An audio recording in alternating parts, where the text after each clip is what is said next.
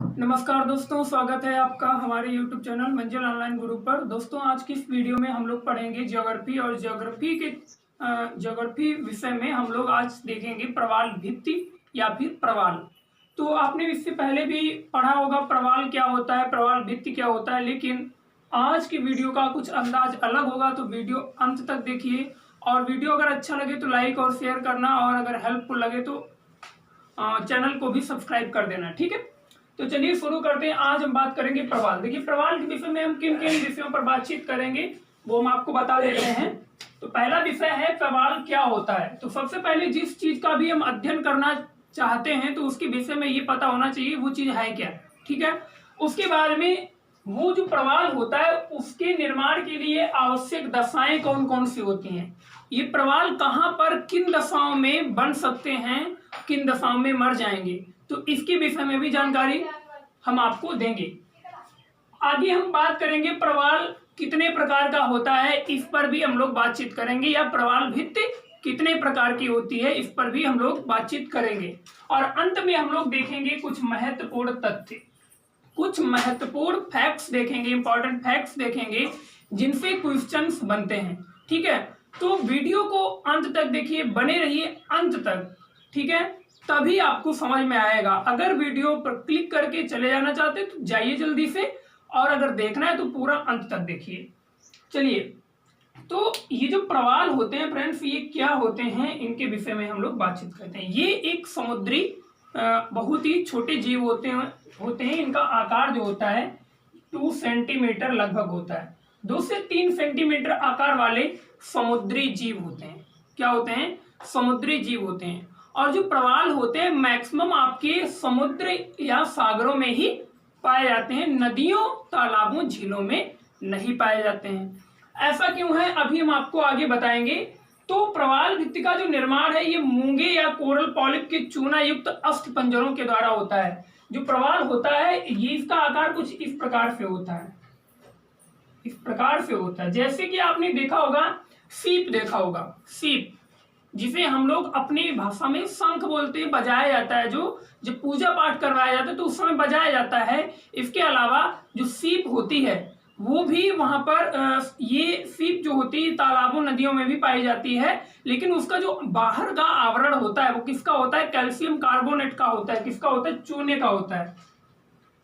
तो ये जो प्रवाल होते हैं ये भी चूने, इनका जो बाहरी आवरण होता है ये चूने से बना होता है, और उसके अंदर एक जीव होता है जिसे हम लोग प्रवाल बोलते हैं। ठीक है, तो ये अधिकांश कहाँ पाए जाते हैं? समुद्र में पाए जाते हैं। और समुद्र में जो ये पाए जाते हैं तो ये एक दो नहीं होते हैं, ये जहां पर भी रहते हैं वहां पर सैकड़ों की संख्या में रहते हैं। और इनका जो आज हम लोग पढ़ेंगे प्रवाल भित्ति और प्रवाल। ठीक है, तो ये जो प्रवाल होते हैं ये सैकड़ों की संख्या में होते हैं, और इनके लिए कुछ आवश्यक दशाएं होती हैं जिसके कारण वो वहां पर जीवित रहते हैं। लेकिन जब यही जो जीव होता है प्रवाल, जब ये मर जाता है तो इसके जो अस्थि पंजर होते हैं वो एक के ऊपर एक इस प्रकार से बनते चले जाते हैं। और ये एक दो संख्या में नहीं होते हैं, हजारों की संख्या में नहीं होते हैं, करोड़ों की संख्या में होते हैं। तो इस प्रकार से आपके प्रवाल भित्ति का निर्माण होता है। अब इसके लिए जो आवश्यक दशाएं होती हैं वो कौन कौन सी होती हैं। इसके अलावा हम आपको ये भी बता दें कि जो प्रवाल होते हैं ये समुद्र में वही लगभग 180 फुट की गहराई तक पाए जाते हैं। यानी कि हम बोल सकते हैं वही बोल सकते हैं लगभग कितना फीट? 30 फैदम अगर समुद्र की दूरी के अनुसार बात करें तो 30 फैदम की गहराई तक पाए जाते हैं। कितने? 30 फैदम।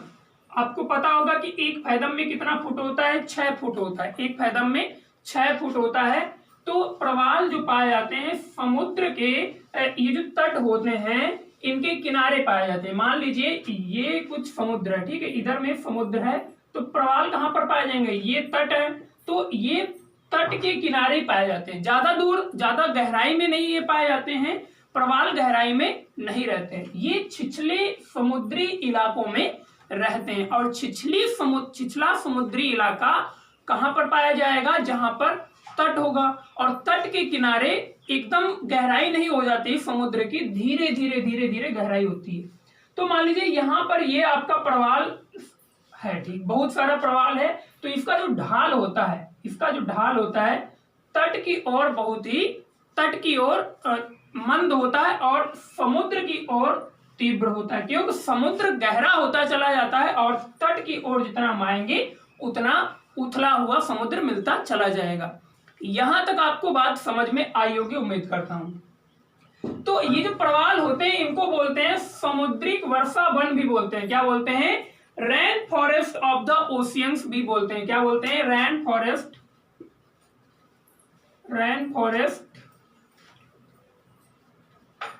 ऑफ द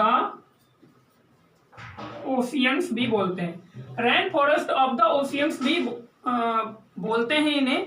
तो अभी जब हम आपको इंपॉर्टेंट फैक्ट्स बताएंगे तो उसमें ये चीज बतानी थी, मैंने पहले बता दिया। तो इस प्रकार से प्रश्न पूछा जा सकता है कि सामुद्रिक वर्षा वन किसे कहते हैं। इंग्लिश में भी क्वेश्चन होगा, तो वहां पर अगर सामुद्रिक वर्षा वन नहीं समझ में पा रहे हैं आप, तो वहां पर rain forest of the ocean समझकर आप आंसर सही क्लिक कर देंगे।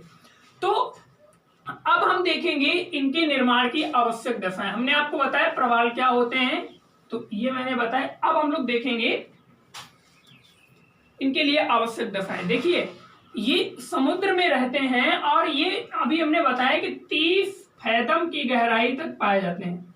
इससे गहरे पानी में क्यों नहीं रहते हैं? तो इसका कारण है फ्रेंड्स, इसका कारण ये है कि जो सूरज है ये समुद्र है, ठीक है, इधर में समुद्र है। तो जो सूरज है, सूरज का प्रकाश कहां तक पहुंच पाएगा? पानी में, समुद्र में एक सीमा होगी, वहां तक पहुंच पाएगा। लेकिन एक सीमा होगी, उसके बाद में अंदर सूरज का प्रकाश जो है नहीं पहुंच पाएगा। तो प्रवालों के लिए बहुत जरूरी है सूरज का प्रकाश, क्योंकि ये प्रवाल जो होते हैं इनके ऊपर एक शैवाल पाया जाता है, जिसकी वजह से ही ये जीवित रहते हैं। उसको बोलते हैं जिनजैंथले शैवाल, जिनजैंथले शैवाल बोलते हैं। तो ये जो जिनजैंथले शैवाल होते हैं, इनकी वजह से ही ये प्रवाल जीवित रहते हैं। इनका कलर जो होता है इन शैवालों की वजह से ही होता है, ठीक है। वैसे तो ये कैल्शियम कार्बोनेट के बने होते हैं। तो सूरज का प्रकाश एक सीमा तक पानी के अंदर में प्रवेश कर पाएगा, वही लगभग 30 फैथम तक। तो इसी कारण 30 फैथम की गहराई तक ही प्रवाल पाए जाते हैं। टेम्परेचर बहुत बड़ा योगदान निभाता है प्रवाल और प्रवाल भित्ति के बनने में। तो देखिए, ये जो प्रवाल होते हैं ये कहां पर पाए जाते हैं? ये ठंडे इलाकों में पाए जाते हैं या नहीं पाए जाते हैं? नहीं पाए जाते हैं। ये देखिए, मैं आपको अर्थ का नक्शा बनाया, मैप बनाया, यहां पर समझाऊंगा। ये आपका 23.5 डिग्री नॉर्थ है और ये 0 डिग्री है, और ये है 23.5 डिग्री साउथ, 23.5 डिग्री साउथ है, ठीक है। तो प्रवाल कहां पर पाए जाएंगे पृथ्वी पर? तो प्रवाल पाए जाते हैं गर्म इलाकों में। कहां पर पाए जाते हैं? गर्म इलाकों में प्रवाल पाए जाते हैं। और वो जो क्षेत्र है वो कौन सा है? देखिए, इधर में कर्क रेखा, उत्तर में कर्क रेखा और नीचे में मकर रेखा। तो इन दोनों के बीच का जो क्षेत्र है, क्योंकि इधर में गर्मी रहती है, इसके ऊपर जाएंगे तो 23.5 डिग्री से ऊपर जाएंगे तो ठंडे इलाकों में प्रवेश कर जाएंगे, जिस कारण उधर में ठंडी होगी। तो ठंडे इलाकों में ये नहीं बनते। इनके लिए जो आदर्श तापमान होता है वो वही लगभग 20 डिग्री सेल्सियस से 21 डिग्री सेल्सियस, जहां पर भी टेम्परेचर पाया जाता है, वो चाहे ध्रुवों पर ही क्यों ना पाया जाए, लेकिन ऐसा संभव नहीं है कि 20 डिग्री से 21 डिग्री सेल्सियस तापमान ध्रुवों पर पाया जाए। क्या संभव है? नहीं संभव है। इसीलिए ये जो तापमान है इस क्षेत्र में पाया जाता है और इसी क्षेत्र में इनका निर्माण होता है, ठीक है।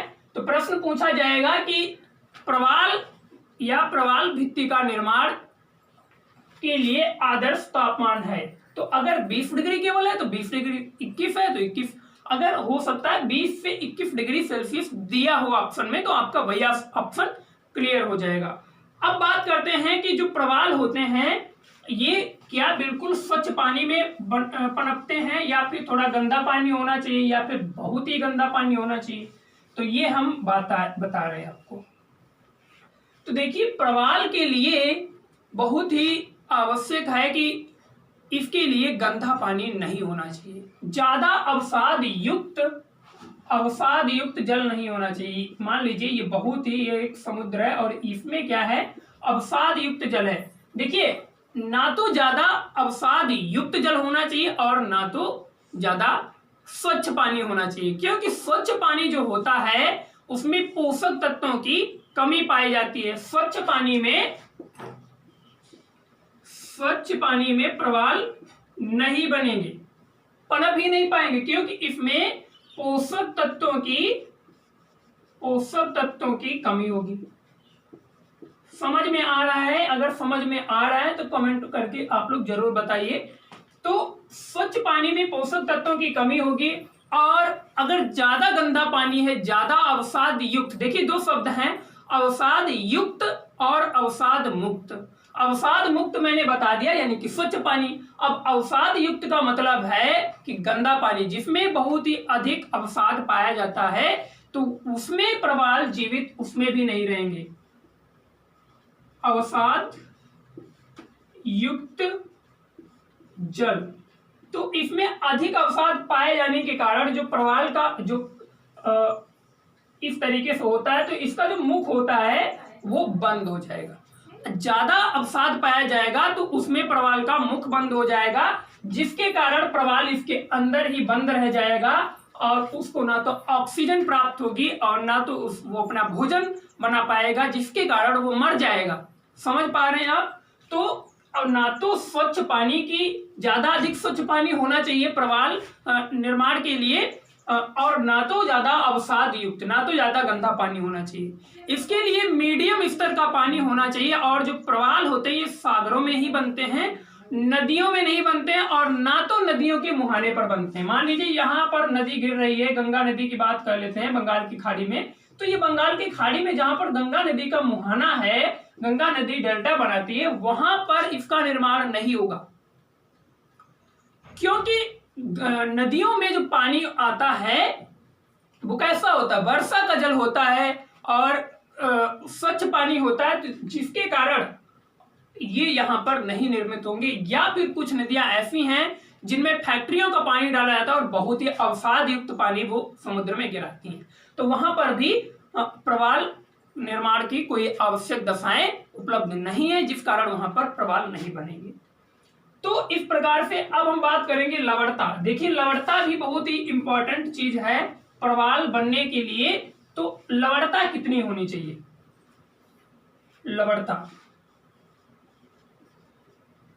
तो प्रवाल जो हैं वो अधिक लवणता वाले पानी में नहीं पनप पाएंगे। ठीक है, तो लवणता कितनी होनी चाहिए सागर की? वही 27% से लेकर के 30% लवणता वाले पानी में इनका निर्माण संभव है।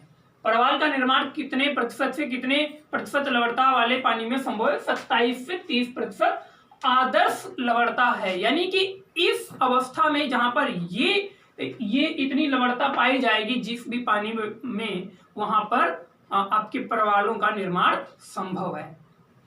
ठीक है, तो हमने लवणता पर बात कर ली, और जो ये मैंने आपको औसत लवणता बताई, इसके थोड़ा बहुत एक दो इधर, जैसे एक दो इधर 27 से 25 हो सकता है, इधर 30 से 32 33 हो सकता है, इससे ज्यादा नहीं होगा। ठीक है, तो हमने बातचीत की आज टेम्परेचर पर, उसके बाद में पानी कैसा होना चाहिए, अब हमने बात की लवणता पे। तो अब हम लोग बातचीत करेंगे, मैंने एक फिगर बना रखा है इधर में, तो इसका मतलब क्या है, मैंने क्यों बनाया है, इसको भी हम आपको बता देते हैं। तो अभी इससे मैंने पहले बताया, सबसे पहले आपको बताया कि इनका निर्माण, प्रवाल भित्ति का निर्माण कैसे होता है।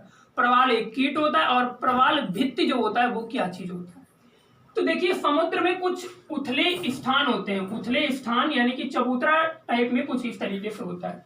तो यहाँ पर प्रवाल भित्ति का निर्माण मैक्सिमम होता है। ऐसा क्यों है? क्योंकि ये जो भाग है उथला हुआ है और इधर में ही आकर के प्रवाल जो है इस पे बैठ जाते हैं और धीरे धीरे इनके ऊपर से जो सवाल होता है वो चले जाते हैं और धीरे धीरे से एक एक करके प्रवाल मरते हैं। तो इस प्रकार से इनके ऊपर निर्माण होता चला जाता है। तो इस प्रकार से प्रवाल भित्ति का निर्माण होता है। जब प्रवाल मर जाता है तो उसके अस्थिपंजर जो बचते हैं ना, कैल्शियम कार्बोनेट का जो खोल होता है वही एक के ऊपर एक, एक के ऊपर एक, एक के ऊपर एक। मान लीजिए ये प्रवाल मर गया और ये जो प्रवाल मरा था, और इनका जो मुख्य भोजन होता है प्रवालों का वो क्या होता है, चूना ही होता है। ये चूना ही खाते हैं और चूने के ही खोल में रहते हैं। तो ये प्रवाल मरा तो इसका जो बाहर का आवरण था, खोल था, ऊपर वाला जो प्रवाल है वो खा गया। तो इस प्रकार से इनका निर्माण होता चला जाता है। काफी ये एक दो की संख्या में नहीं होते, करोड़ों की संख्या में होते, मैं फिर कहता हूं। तो इस प्रकार से प्रवाल भित्ति का निर्माण होता है। जब प्रवाल बहुत सारे प्रवाल एक जगह पर इकट्ठे हो जाते हैं और एक दीवार की तरह की आकृति बना देते हैं, तो उसी को कहते हैं प्रवाल भित्ति। तो इससे द्वीपों का निर्माण भी होता है। तो बहुत सारे द्वीपों का उदाहरण है, अभी हम आपको बता रहे हैं कि टाइप में बताएंगे कि कितने प्रकार के होते हैं प्रवाल भित्ति, तो उसमें हम अभी आपको एग्जांपल देंगे। तो आवश्यक दशाएं हमने देखी प्रवाल भित्ति कहां पर बन सकती हैं, कहां पर नहीं बन सकती हैं। तो ये चबूतरा टाइप में जहां पर भी क्षेत्र होगा समुद्र के अंदर, उथले हुए भाग पर मैक्सिमम बनती है। अब हम लोग देखेंगे कि प्रवाल भित्ति के प्रकार। प्रवाल भित्ति जो होती है फ्रेंड्स, वो 3 प्रकार की होती है। कितने प्रकार की? 3 प्रकार की प्रवाल भित्ति होती है। एक तो होती तटीय प्रवाल भित्ति। कौन होती? तटीय प्रवाल भित्ति। इसका नेम से ही आप याद कर सकते हैं, तटीय यानी कि तट के किनारे बनने वाली प्रवाल भित्ति है। और दूसरी होती है अवरोधक प्रवाल भित्ति। अवरोधक प्रवाल भित्ति। भित्ति मीन्स क्या होता है? भित्ति मीन्स होता है दीवार। और तीसरा को बोलते हैं एटॉल। क्या बोलते हैं? एटॉल। इंग्लिश में भी इसे एटॉल ही बोलते हैं, एटॉल, और हिंदी में भी इसको बोलते हैं फ्रिंजिंग कोरल रीफ्स। जो तटीय प्रवाल भित्ति है उसको बोलते हैं फ्रिंजिंग रीफ्स या fringing coral reefs. Fringing reefs. और दूसरा वाला जो है इसको बोलते हैं बैरियर रीफ्स। अब बैरियर रीफ्स जैसे ही आपने सुना तो आपने शायद कुछ पढ़ा हो, तो उससे आपको कुछ आइडिया लगेगा। बैरियर रीफ्स, तो इनके कुछ एग्जांपल्स हैं वो हम आपको बताएंगे। तटीय प्रवाल भित्ति जो होती है ये समुद्र के तटीय इलाकों में ही बनते हैं। ठीक है, समुद्र के तटीय इलाकों में बनते हैं, लेकिन ये द्वीप की तरह बन जाते हैं। कहीं पर इधर में बन गया, कहीं पे इधर में बन गया। ठीक है, तो इस प्रकार से ये बन जाते हैं, ये द्वीपों का निर्माण करते हैं। और जो तटीय प्रवाल भित्ति होते हैं, ये तट है और इधर में ये प्रवाल भित्ति है, तो इसके बीच का जो समुद्र है उसको बोलते हैं वोट चैनल। क्या बोलते हैं? Vote channel. तो बोलते हैं इसको, क्या बोलते हैं? वोट चैनल बोलते हैं। जो समुद्र के तट और प्रवाल भित्ति के बीच का भाग होता है उसको बोलते हैं वोट चैनल। तो चैनल आप बहुत सारे पढ़ेंगे, 8 डिग्री चैनल। इसके बाद में हम लोग इंडियन हिस्ट्री, इंडियन ज्योग्राफी पर आएंगे, तो उसमें हम आपको सबसे पहले भारत का परिचय देंगे, उसके बाद में आगे हम बढ़ेंगे, तो उसमें भी हम आपको चैनल बहुत सारे बताएंगे। तो ये वोट चैनल भी आपको याद रखना है। तो तटीय प्रवाल भित्ति और जो तट होता है उसके बीच में जो क्षेत्र होता है उसको तटीय वोट चैनल बोलते हैं। और ये जो अभी मैंने इससे पहले बताया था कि समुद्र इस तरीके से गहरा होता चला जाता है धीरे धीरे। मान लीजिए यहाँ पर प्रवाल भित्ति बनी है, ये प्रवाल भित्ति बनी है, तो ये समुद्र जो गहरा होता जा रहा है, तो समुद्रवर्ती क्षेत्र की ओर इनका ढलान तीव्र होता है, यानी बहुत तेज होता है, स्यूम इस तरीके से होता है। और स्थल की ओर इनका ढलान जो होता है वो मंद होता है। इनके कुछ एग्जाम्पल हैं, जैसे कि एग्जाम्पल आपको याद रखना, मैं लिख रहा हूं तो एग्जाम्पल आपको याद कर लेना। सोसाइटी द्वीप, दक्षिणी फ्लोरिडा तट जो है, फ्लोरिडा कहाँ पड़ता है? यूएसए में पड़ता है। सोसाइटी द्वीप, सोसाइटी द्वीप, दक्षिणी फ्लोरिडा तट, दक्षिणी फ्लोरिडा तट। और इसके अलावा आपका मन्नार की खाड़ी के निकट रामेश्वरम में तटीय प्रवाल भित्तियां पाई जाती हैं, यानी कि मन्नार की खाड़ी देखिए भारत और श्रीलंका के बीच में दो खाड़ियां हैं और वो आपको पता होनी चाहिए। तो ये है इस तरीके से, इधर की जो ये खाड़ी है ये है मन्नार की खाड़ी और इधर में पाक स्ट्रेट पड़ती है। ठीक है, तो मन्नार की खाड़ी में ये जो रामेश्वरम द्वीप यहाँ पर स्थित है और यहाँ पर बहुत सारे छोटे छोटे द्वीप हैं। तो वहां पर भी ये जो द्वीप हैं ये तटीय प्रवाल भित्ति के ही उदाहरण हैं। ठीक है, अब आगे बात करेंगे अवरोधक प्रवाल भित्ति के विषय में। तो अवरोधक प्रवाल भित्ति क्या होती है? ये तटीय प्रवाल भित्ति की अपेक्षा बहुत ही बड़ी होती हैं और ये तट के समानांतर ही बनती हैं। जैसे ये तट है और इसके समानांतर में इधर में प्रवाल भित्ति का निर्माण हो जाता है।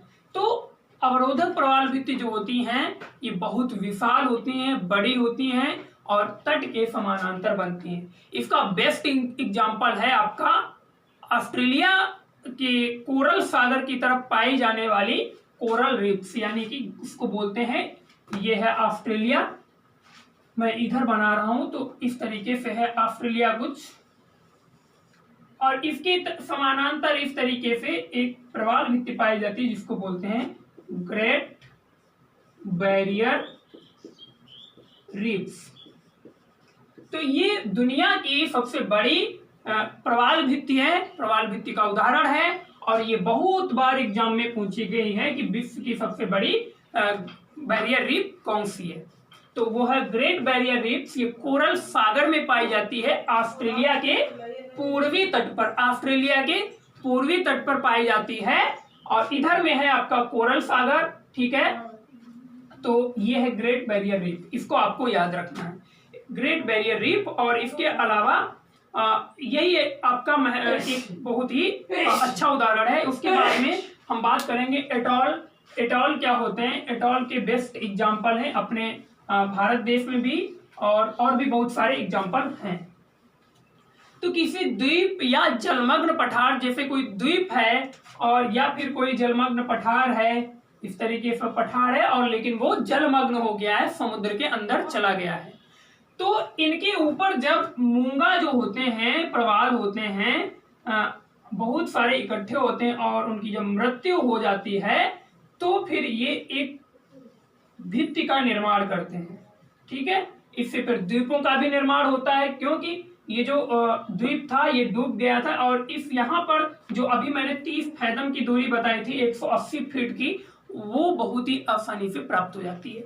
और या फिर कोई पठार है तो वो जलमग्न हो गया है तो वहां पर भी प्रवाल भित्ति का जो प्रवाल भित्ति निर्माण संभव है, क्योंकि यहाँ पर भी 30 फैदम की दूरी आसानी से यहाँ पर पाई जा सकती है और यहाँ तक प्रकाश सूर्य का आसानी से पहुंच सकता है।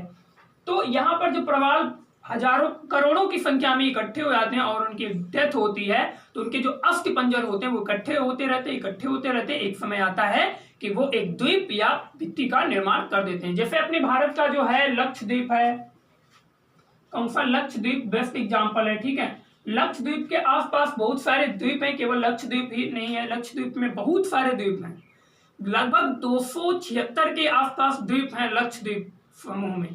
ठीक है, तो वहां के जो द्वीप हैं वो प्रवाल भित्ति एटॉल का ही बेस्ट एग्जांपल है। इसके अलावा फुराफुटी एटॉल जो है, फिजी एटॉल है, एलिस द्वीप में जो स्थित है फुराफुटी एटॉल है, ये इसके बेस्ट एग्जांपल हैं। लक्षद्वीप में हमने बताया कि बहुत सारे एटॉल पाए जाते हैं, क्योंकि वहां पर बहुत सारे द्वीप हैं तो वो द्वीप जो है एटॉल की उदाहरण है।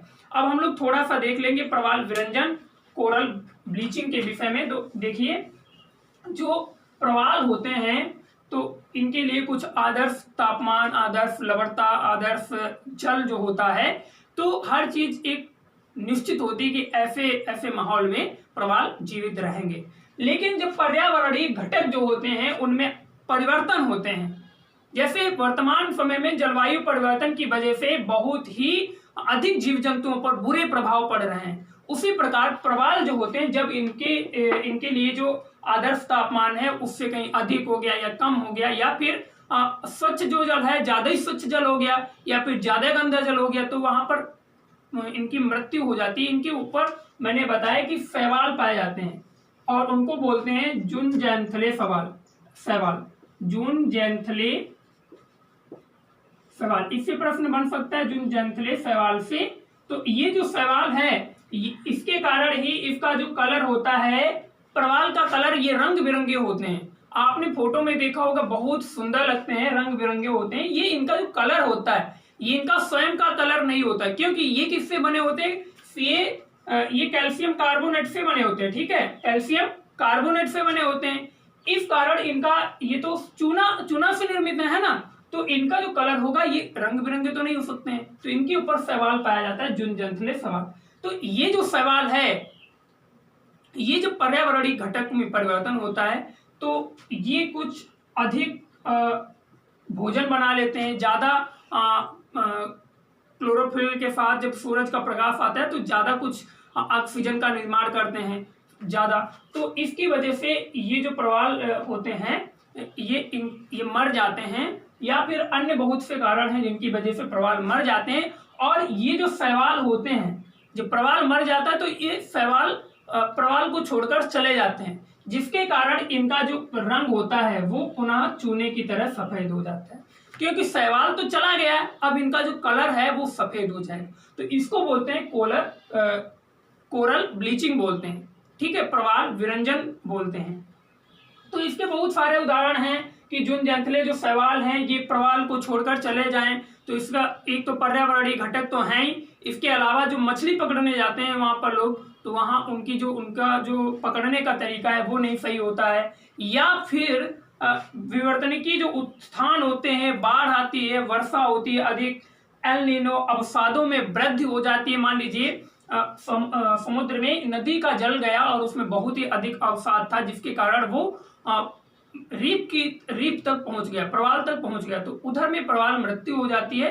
तो सीधी सी बात है, 100 बात की एक बात यह है कि जुन जंतले सवाल जब भी कोरल को यानी कि प्रवाल को छोड़कर चले जाएं तो उनका रंग सफेद हो जाता है, जिस कारण ये इनकी मृत्यु हो जाती है और शैवाल छोड़कर चले जाती है। इसी को हम लोग कोरल ब्लीचिंग कहते हैं।